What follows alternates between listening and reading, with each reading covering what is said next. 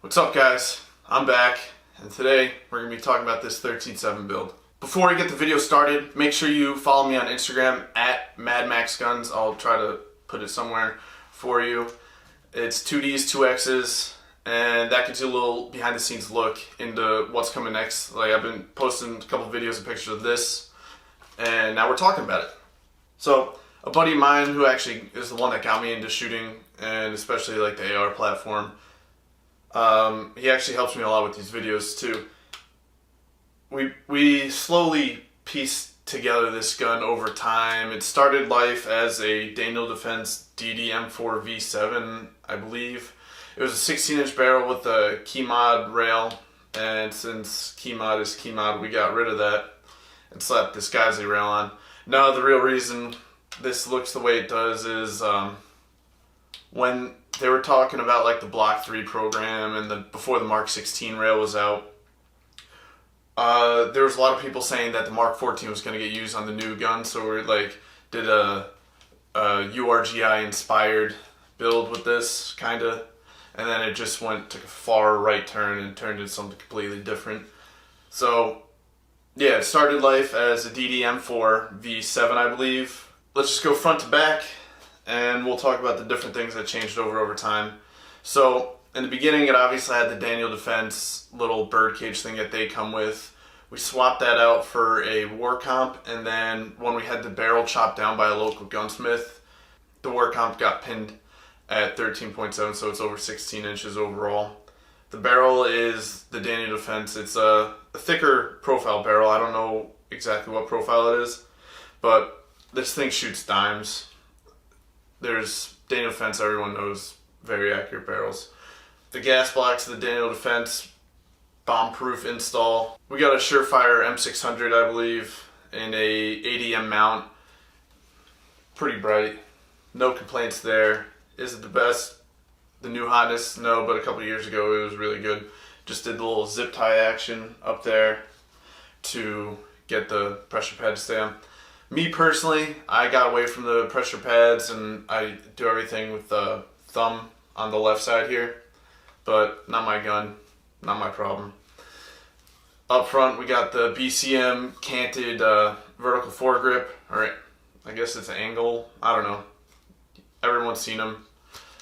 They do the AK style now, where you can take it and pull it into you. But like I said, we got a Mark 14 Geissele rail on here. At the time, that was like the new hotness into M-Lock rails. That's what people were talking about, we're going to be on the Block 3s. But as you know, it's straight far from there. We got the Mark 16 rails, all that goodness now. Irons up top, we got Magpul Pros. Do they ever get used? No, but they're really good backup irons if you ever get to the point where you need them. Like the upper, it's just a Daniel Defense. It's got the keyhole forging, and then inside there we got the Daniel Defense BCG. All good stuff, no complaints there. Up top here we got a T2. My next video is going to be specifically on the T2 and a different mount that I got for it, but long story short, probably it is the best red dot you can get out there. It is a gold standard for red dots for a reason. Everyone tries to copy it for a reason. But yeah, T2, good stuff. Charging handle. Now, I'm not the biggest fan of the Raptor. It's the Radian Raptor. Everyone loves them. I don't hate it at all, but it's definitely not my favorite. I usually go towards the BCM or the Geissele charging handle. Now, the lower, it's a Spikes Tactical. When we started building guns, like four years ago, we didn't really know any better. Spikes Tactical is one that had all the cool stuff. I don't know why he went with the Spider. I don't know. I'm not a fan of Spikes Tactical lowers, especially anymore when you can get a arrow for a lot less expensive and it has the same features plus a flared mag. Well, I don't know. Moving forward, he's got the Geissele SSA here, and everyone knows the brake, super clean. I believe they're a 3.5 pound trigger. Don't quote me on that, you can look it up. But it's the gold standard for 2-stage triggers now. Now, lower parts kit, I believe, was just a standard lower parts kit. Not entirely sure, but you know, we swapped pretty much everything out except the standard stuff. It's got KNS trigger pins or anti-walk pins, whatever. Don't really need them. I used to have a problem when installing the Geissele 3-stage trigger, and if you don't install it with the little D-ring that it comes with, the hammer pin will walk out on you. So that's why I started putting anti-walk pins, because I wasn't installing the trigger right, but you know, you live and you learn. Don't really need them anymore. Do they look cool? Sure. If you like that, you like that. Down below you got a little Magpul trigger guard. It's expanded so you can fit gloves in there, if that's your thing. You got the Magpul MOE grip plus or whatever it's called, the rubberized grip for the Magpul grips. They're good. I happen to like the grips that come with more vertical grip angle, but you know, not mine. He likes it, but it definitely works. Now inside here we got an H buffer. As you see in the intro video, this gun doesn't have a lot of recoil, so the mid-length gas system and the H buffer, they work really well together. The War Comp will redirect gases. He has it timed as a righty. I usually time my neutral, but he has it timed as a righty, and it works for him. Works for me too, but because I don't really shoot lefty that often. But you know, that's neither here nor there. The buffer is a Voltor. It's not an A5. It's just the regular Voltor buffer tube. It's got little markings. I don't know if you can see in there what setting you're on. We keep it at 3. Ranger band on the B5 systems. Bravo stock. The Bravo stock is one of my favorite stocks. It's smaller. The SOP mod is really nice, but it's also really bulky. And this is kind of like the best of both worlds. You still get your cheek weld in there. And it's smaller, lower profile. We used to run CTRs. I think he went to this because of the whole URGI. I want to be closer to that, but like I said, you saw how that worked out.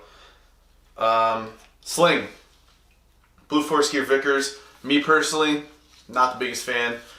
The adjustments are pretty difficult. I'll see if I can demonstrate for you. See, you can do it, but it's not the easiest. Whereas my favorite sling, I'll give you a little sneak peek. My favorite sling, this is a little sneak peek into what's coming up next, is the Ferro Concept Slingster. And you put it there, set, it's nice and tight, and then boom, and it's loose again. You know, Larry Vickers, supposedly him or Kyle Lamb with the VTAC sling, they were the first ones to come out with the quick adjust, I believe.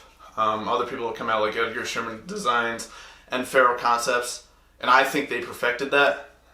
I like their slings more, easier to use, less bulky. He likes it. It fits the gun well, matches the paint job. And speaking of the paint job, I don't know how well you can see it, but First we did a tan layer over the whole thing and did some little brown spots all over it, and it wasn't wearing how he liked, so little trick into the trade, he brake cleaned a lot of it and he got most of it off, but like left a lot of it underneath, and then we just said screw it and got some OD green and just did a light coat over everything. It's starting to wear pretty nicely just from basic usage. And another trick, he runs it super wet, so wherever the oil stays, it wears there faster. Unintentionally, I'll have you know. Alright, we'll go into why we went 13.7. As I touched on earlier in the video, 13.7 with a war comp, or most muzzle devices now anyway, pinned and welded on there brings you to just over 16 inches. So it's as short as you can legally go without getting a tax stamp on it, and it just makes life easier on you. That's the main reason people go with the 13.7, because it's a very compact package. I'll put it up against my 12.5 here. Charging handle. It's obviously not too far off. Now, if that extra inch means something to you, go a pistol route or SBR or go firearm or whatever you want to call it.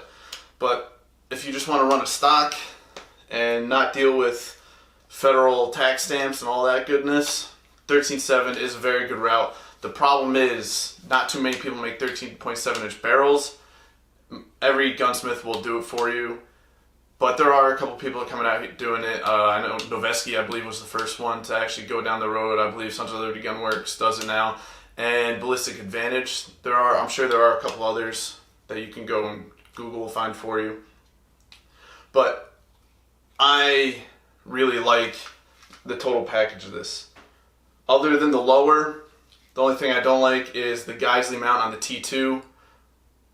Not the mount itself, but it is a co-witness, an absolute co-witness. I'm more of a lower 1/3, and I'm getting into the 193 thing.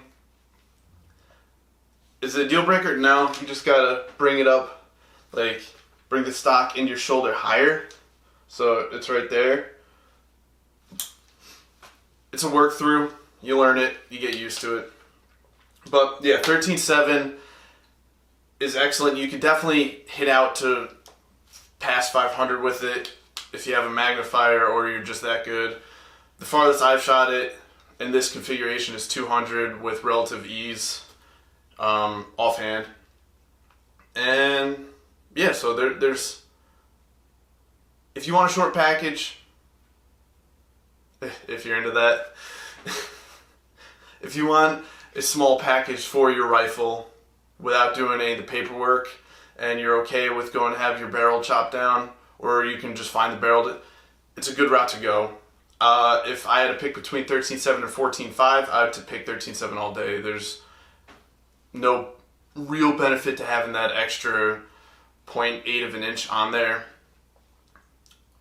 But that's up to you guys. Thanks for watching, guys. I hope you enjoyed it. If you got any questions about this build in particular, again, if you want more clarification on the 13.7, drop in the comments. I'll be happy to answer. If you liked it, give it a thumbs up. If you didn't like it, eat a dick. And subscribe if you haven't already. I'll see you next time.